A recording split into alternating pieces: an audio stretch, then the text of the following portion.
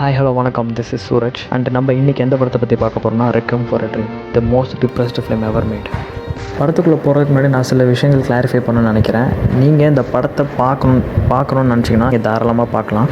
அதுக்கு முன்னாடி உங்கள் மென்டல் ஸ்டெபிலிட்டி எப்படி இருக்குன்னு நீங்கள் ஃபிக்ஸ் பண்ணிக்கோங்க. ஏன்னா நீங்கள் சோகமாக இருந்து இந்த படத்தை திரும்பி பார்த்தீங்கன்னா நீங்கள் இன்னும் ரொம்ப சோகமாக போயிடுவீங்க. அதே மாதிரி ப்ரெக்னென்ட் லேடிஸ் தயவு செஞ்சு இந்த படத்தை பார்க்காதீங்க.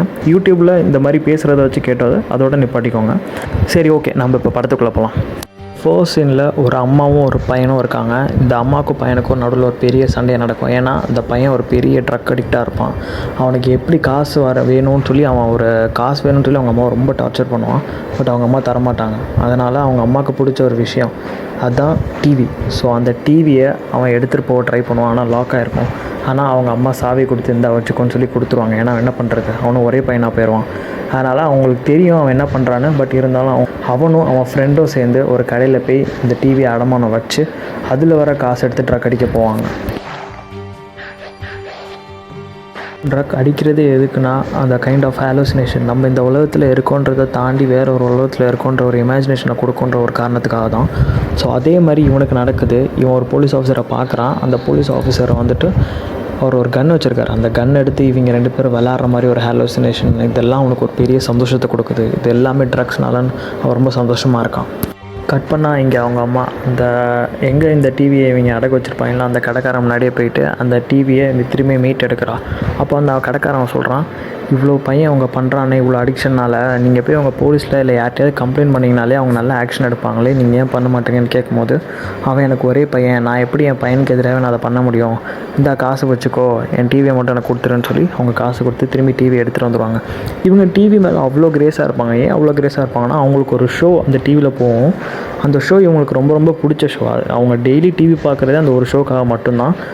அவங்க ஸ்வீட்ஸ்லாம் என்ஜாய் பண்ணிட்டு அவங்களுக்கு பிடிச்ச ஷோவை பார்த்துட்ருக்காங்க. அப்படியே கட் பண்ணால் ஹாரியோட கேர்ள் ஃப்ரெண்ட், ஹீரோட பேர் ஹாரி அண்ட் அவரோட கேர்ள் ஃப்ரெண்ட் நேம் மேரியம். இவங்க ரெண்டு பேரும் ரொம்ப ஜாலியாக இருக்காங்க. எப்படின்னா ஒரு அபண்டன்டான ஒரு ஃப்ளாட், ஒரு அப்பார்ட்மெண்ட். ஸோ அங்கே அவங்க லிஃப்ட்டில் நிறைய இடத்துல அவங்க அப்படியே ஜாலியாக இருக்காங்க. எல்லா இடத்துலையுமே அவங்க ஜாலியாக இருக்காங்க. இப்படியே போயிட்டுருக்கு. லைஃப் ரொம்ப நல்லா போயிட்டுருக்கு அவனுக்கு, ஹாரிக்கு.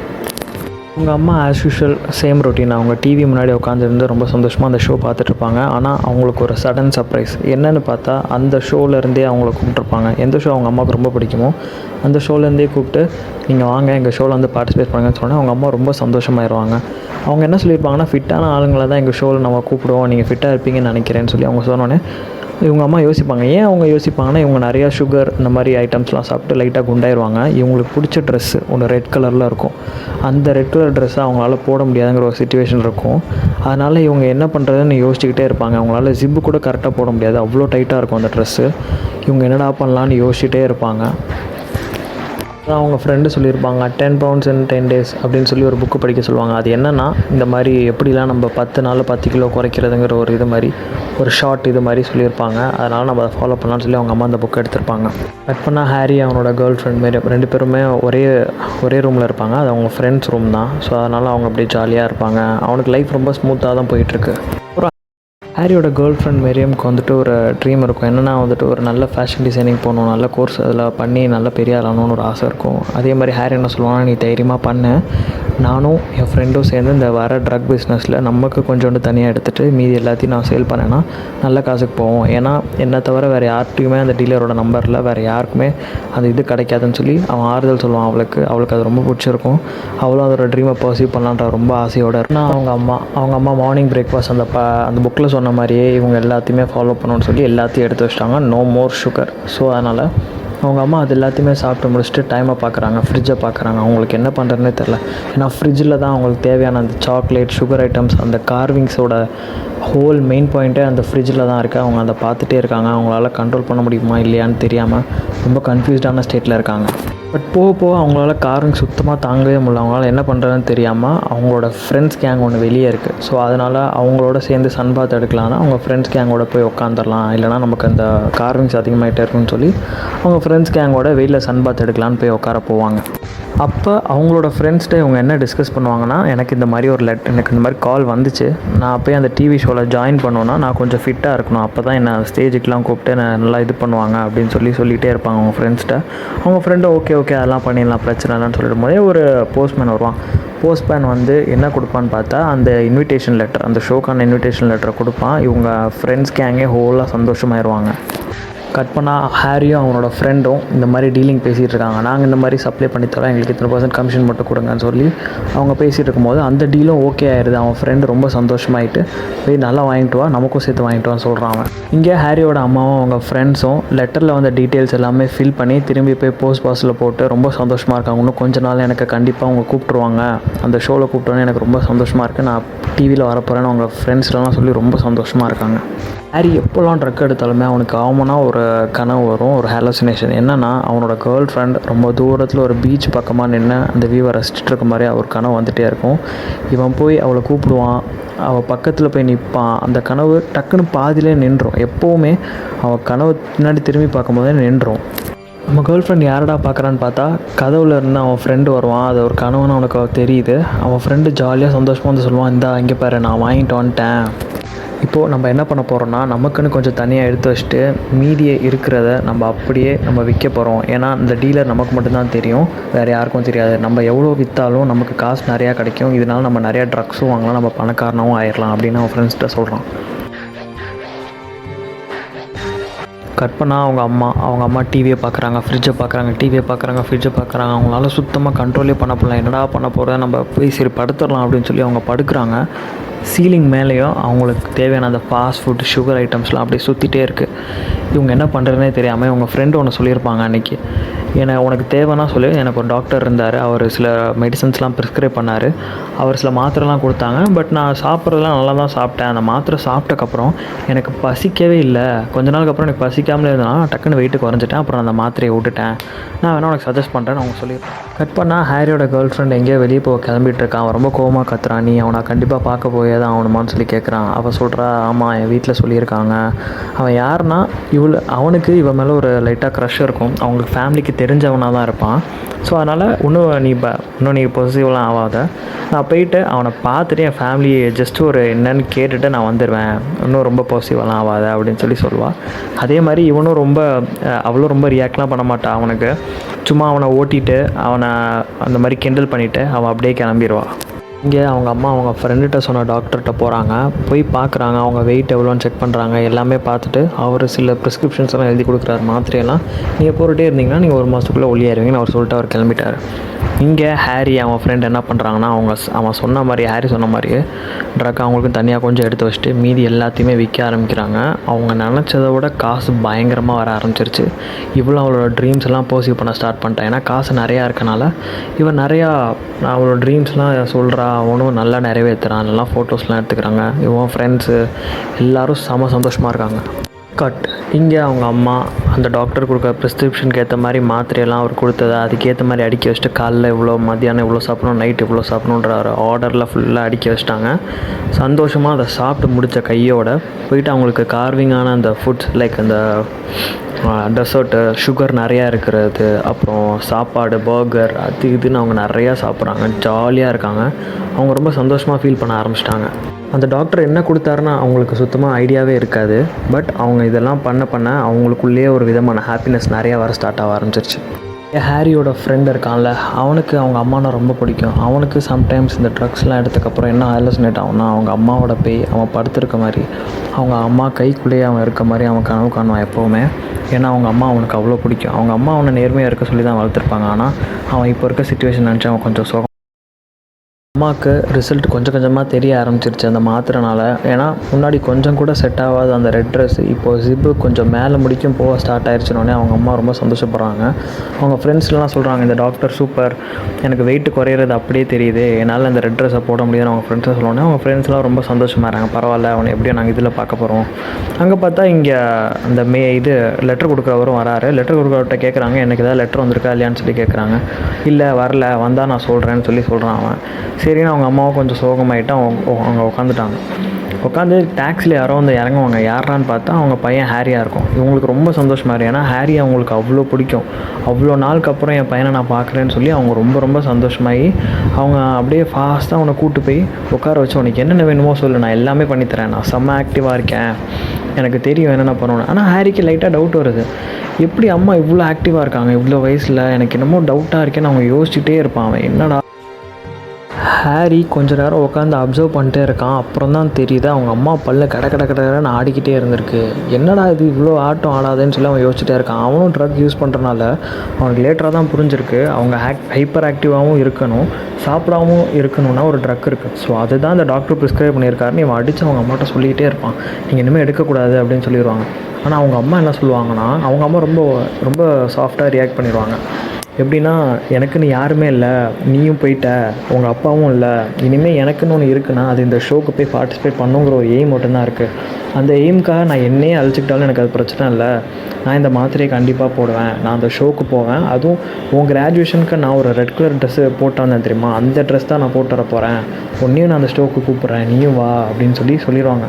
இவன் ரொம்ப ஃப்ரஸ்ட்ரேட் ஆகி அவங்க அம்மாக்காண்டி ஒரு டிவி வாங்கிட்டு வந்திருப்பான். அதை மட்டும் கொடுத்துட்டு காரில் அழுதுகிட்டே போயிடுவான். ஏன்னா அவங்க அம்மா ட்ரக் யூஸ் பண்ணுறாங்கன்றது அவனுக்கும் தெரிஞ்சிருச்சு. அவன் ரொம்ப சோகமாகி அவனும் போயிடுவான்.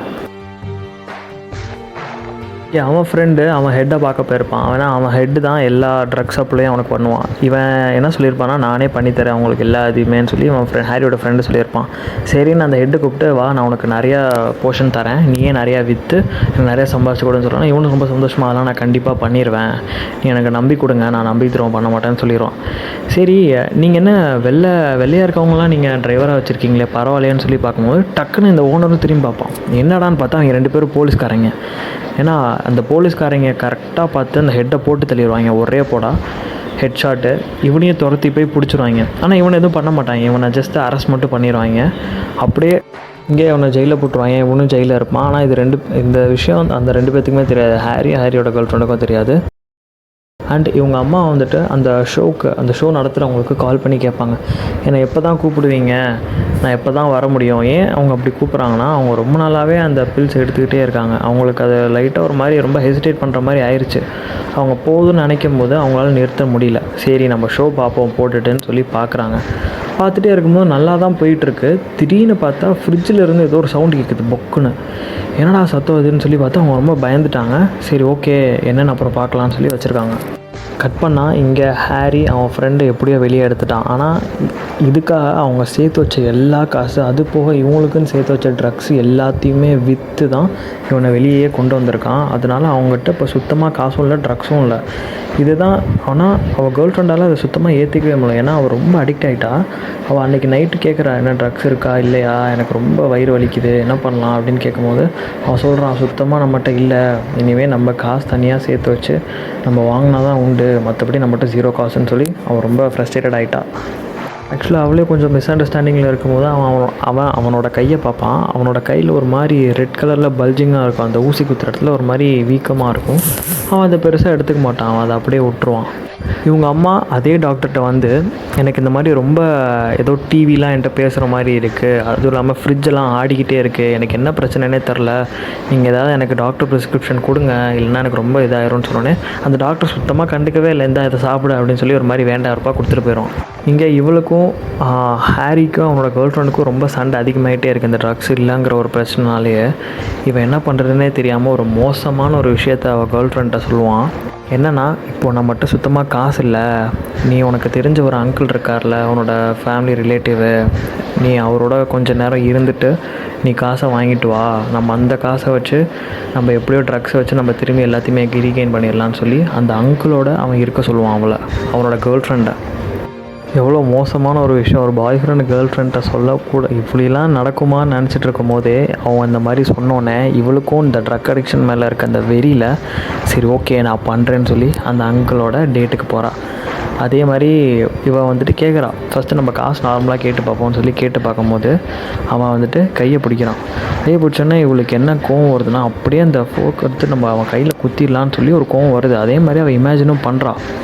ஆனால் அவளுக்கு காசு தேவைப்படுதுங்கிறதுனால அந்த அங்கிள் என்ன தான் அவளை அந்த மாதிரி கையை தடவுனாலும் அவள் அப்படியே பார்த்துக்கிட்டே இருக்கா. அந்த அங்கிள் நினச்ச மாதிரியும் அவள் வந்துட்டு ஒரு ஒன் நைட் ஸ்டாண்டுக்கு அவள் ரெடி ஆகிட்டு அவன் கேட்குறான், அந்த அங்கிள் கேட்குறான், உனக்கு எதுக்கு இப்போ காசு தேவைப்படுது, ஏன் ஒன் நைட் ஸ்டாண்ட் வரேன் என் கூடன்னு சொல்லி கேட்கும்போது, அதெல்லாம் என்கிட்ட கேட்காத, உனக்கு என்ன வேணுமோ என்னை பண்ணிக்கோ, ஆனால் காசு மட்டும் என்கிட்ட கொடுத்துருன்னு சொல்லி அவன் பாய் ஃப்ரெண்டோட ஒரு சீப்பான கேரக்டரை இவ்வளோ டேக் ஓவர் பண்ணி அந்த காசை இவ்வளோ வாங்குறான்.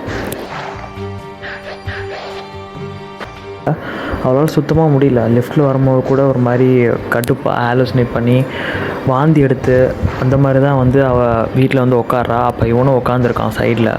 அவனால் வேறு என்ன பண்ண முடியும், ஒன்றும் பண்ண முடியாதுன்னு சொல்லி அந்த அவள் கொடுத்த காசில் அவனும் அவன் ஃப்ரெண்டும் சேர்ந்துட்டு எங்கே ட்ரக் கிடைக்கும்னு சொல்லி ஒரு சூப்பர் மார்க்கெட் போவாங்க. அந்த சூப்பர் மார்க்கெட்டில் பார்த்தா அவ்வளோ கும்பல் இருக்குது.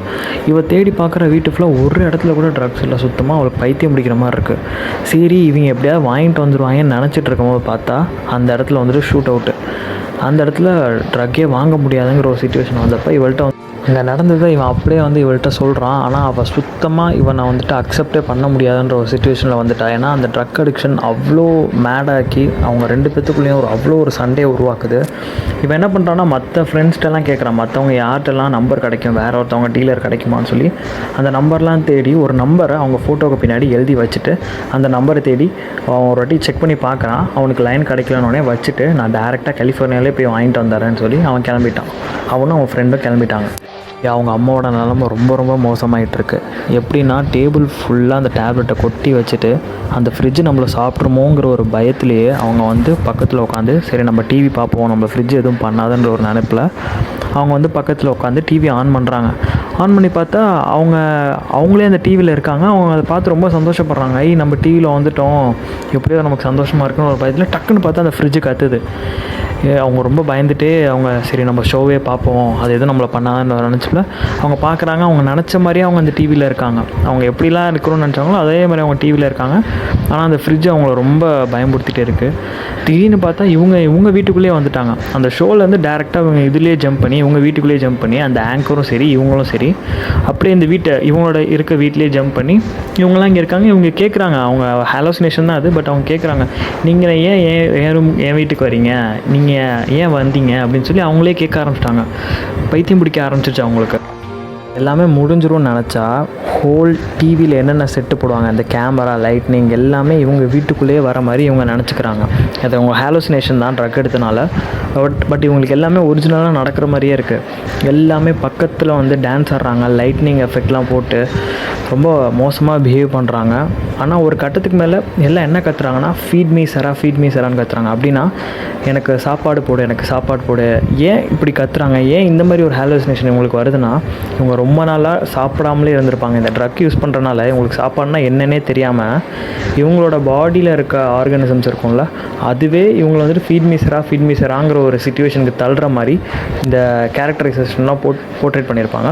இதெல்லாம் நடக்கும்போது இவங்க ரொம்ப பயந்து அவங்க வீட்டை விட்டே வெளியே போயிடுவாங்க. எங்கடா போகிறாங்கன்னு பார்த்தோன்னா ஷோ எங்கே நடக்குதோ அதை தேடி அவங்க போக ஆரம்பிச்சிருவாங்க. அவங்க போகும்போது அவங்க ரொம்ப பாவமாக இருப்பாங்க. அதே ரெட் ட்ரெஸ்ஸோட அவங்க ரொம்ப சோகமாக இங்கேயும் அங்கேயும் அலைஞ்சு யார்கிட்டயோ கேட்பாங்க. அவங்க யாருக்குமே எங்கே போகிறாங்க எதுவுமே தெரியாது, அவங்க சொல்கிற இடமும் தெரியாது. அவங்க அப்படியே போயிட்டுருப்பாங்க. ஹீரோயின் கொஞ்சம் கொஞ்சமாக அவள் கண்ட்ரோலை ரொம்ப லூஸ் பண்ண ஆரம்பிச்சிட்டா. அவளோட கான்டாக்ட்ஸில் யார்கிட்டையாவது ட்ரக்ஸ் இருக்கான்னு சொல்லி கேட்க ஆரம்பிச்சிட்டா. எல்லாத்துலேயும் ஃபோன் பண்ணி புலம்ப ஆரம்பிச்சிட்டா. என்னால் முடியல, சுத்தமாக முடியல, யார்கிட்டையாவது இருந்தால் கொடுங்க ப்ளீஸ்ன்னு ரொம்ப கெஞ்ச ஆரம்பிச்சிட்டா. இப்போ ஹாரியோட அம்மா எப்படியோ அந்த ஆஃபீஸை கண்டுபிடிச்சி அங்கே இருக்க ரிசப்ஷனிஸ்ட்டை கேட்குறாங்க, ஏன் என்னை கூப்பிடவே மாட்டேறீங்க, நான் ரொம்ப நாளாக வெயிட் பண்ணிருக்கேன், நான் அவ்வளோ டயட் கண்ட்ரோல் பண்ணி நான் ரொம்ப நாளாக வெயிட் பண்ணிருக்கேன், நீங்கள் என்னை அட்லீஸ்ட் என்னை கூப்பிடுங்க, எனக்கு இதில் கிடைக்கிற கிஃப்ட்ஸு எதுவுமே எனக்கு வேணாம், எனக்கு ஜஸ்ட் அந்த ஷோவில் வந்தால் போதும், என் பையனை ஒரு வாட்டி இந்த உலகத்துக்கு காமிச்சிட்டா போதும், எனக்கு இது மட்டும்தான் என்னோட லட்சியம். இவளோட சிச்சுவேஷனை அவங்க அம்மாவோட சிச்சுவேஷனை பார்த்து அங்கே இருக்க ரிசப்ஷனிஸ்ட் எல்லாமே ரொம்ப சோகமாகறாங்க. என்னாச்சு உங்களுக்கு அப்படின்னு அவங்க என்ன பண்ணுறதுன்னு தெரியாமல் போலீஸுக்கு கால் பண்ணி இந்த மாதிரி ஒருத்தவங்க வந்திருக்காங்க, என்ன சிச்சுவேஷன்னு தெரில அப்படின்னோடனே போலீஸ் இந்த சிச்சுவேஷன்லாம் பார்த்துட்டு இவங்க எங்கே அனுப்பணும்னு சொல்லி அவங்க டிசைட் பண்ணிட்டாங்க. ஓகே இவங்களை வந்து ஃபஸ்ட்டு ஹாஸ்பிட்டல் அனுப்புவோம், சைக்காலஜிஸ்ட் அனுப்புவோம், என்ன ஆகுதுன்னு பார்ப்போம்னு சொல்லி அனுப்பிச்சிட்டாங்க.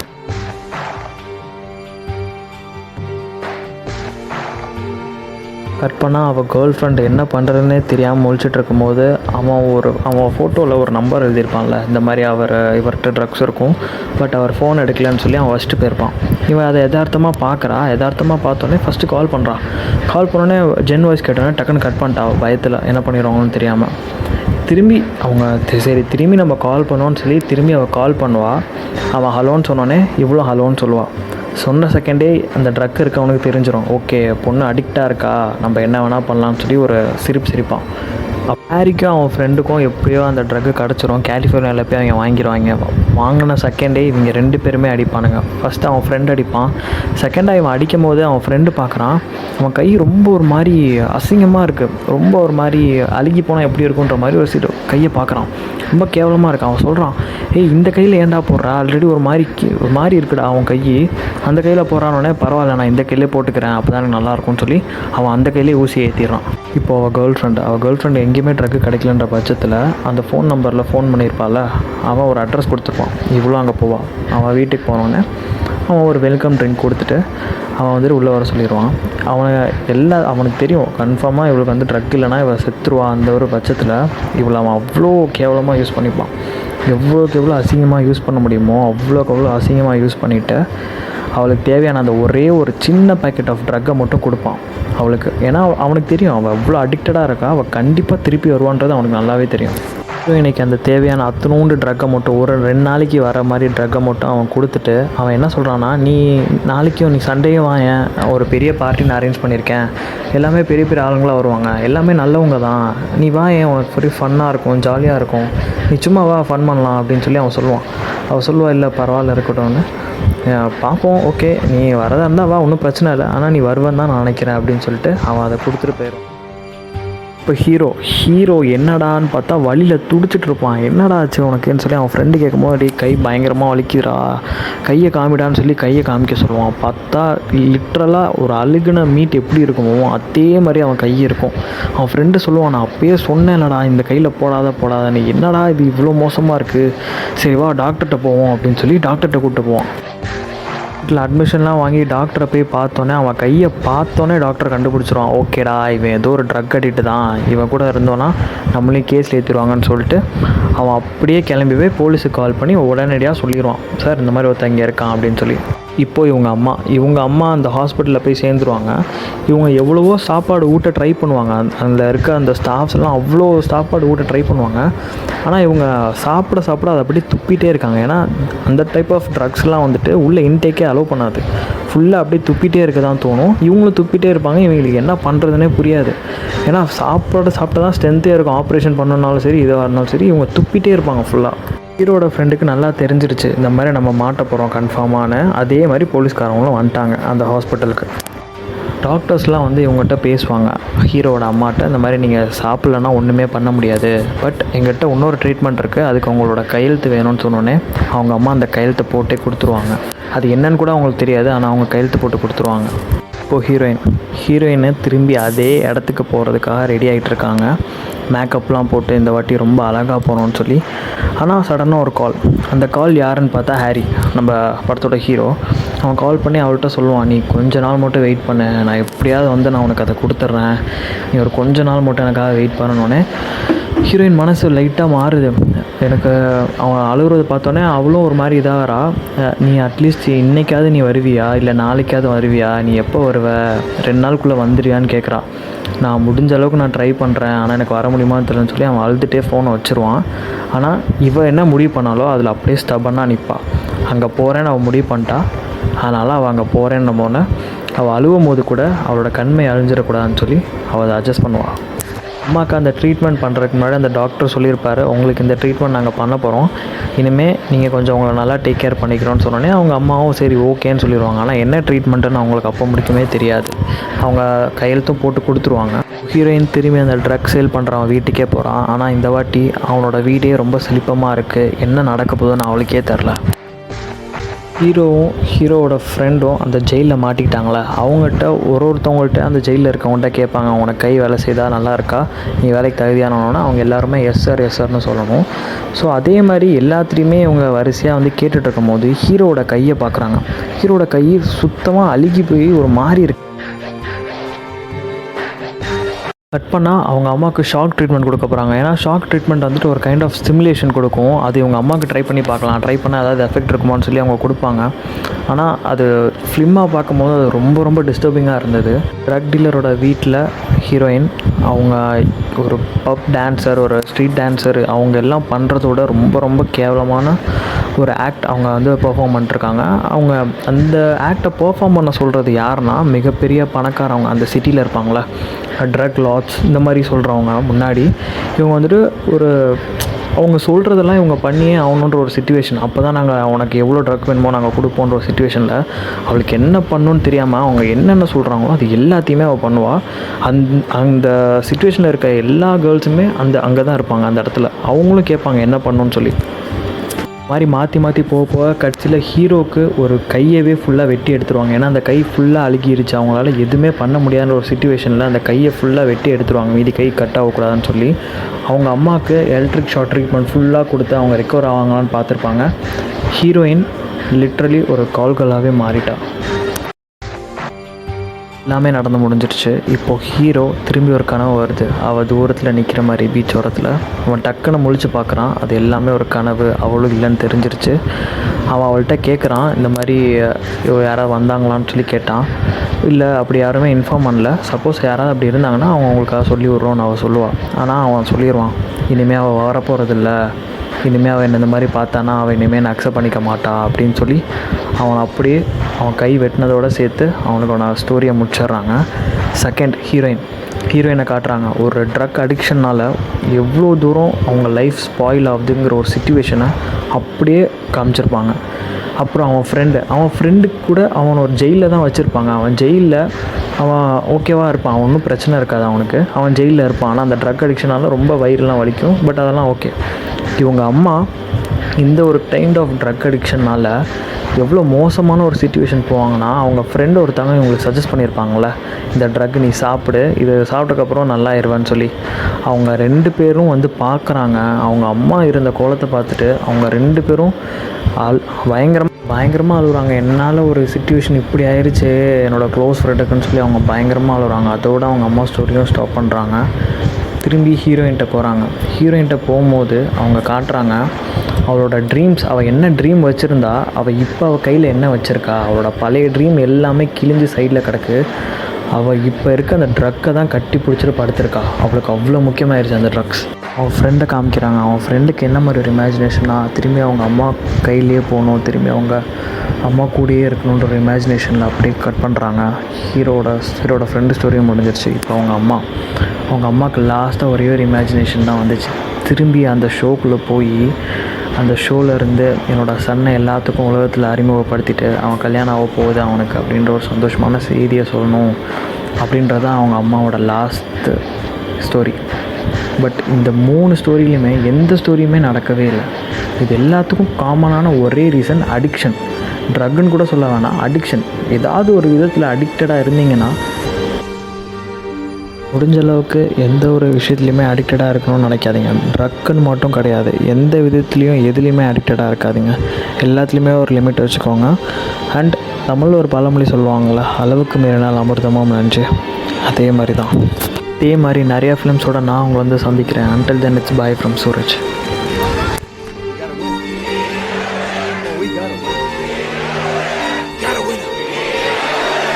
Our next winner is that delightful